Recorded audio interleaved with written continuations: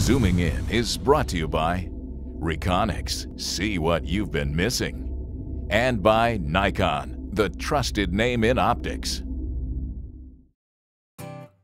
There's no doubt that my success in Kansas was due in part to some timely calling, but it was also the result of exploiting a very basic and somewhat predictable morning movement pattern. This satellite view provides a perfect illustration of what I'm talking about.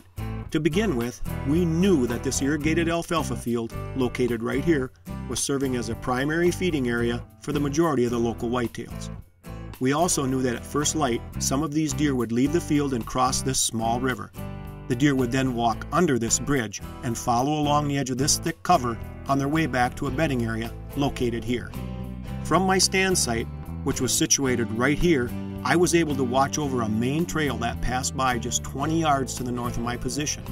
However, my observations from a hunt in this same spot a couple years earlier had shown that I could also expect to see some cruising buck activity in the scattered tamarack brush here.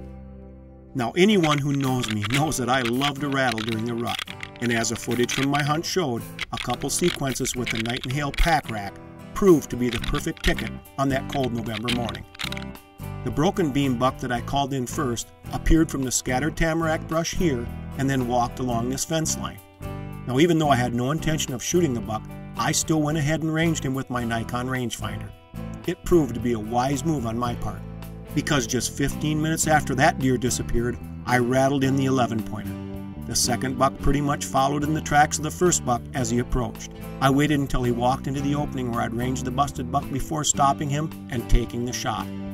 Well, like I said earlier, exploiting a basic movement pattern and some timely calling were key factors in having that Kansas buck walk within bow range.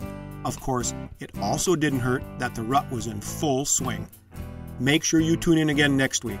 I don't know where on earth we'll be zooming in, but I do know that you'll find it informative. We'll see you here. Zooming In has been brought to you by Reconyx and by Nikon.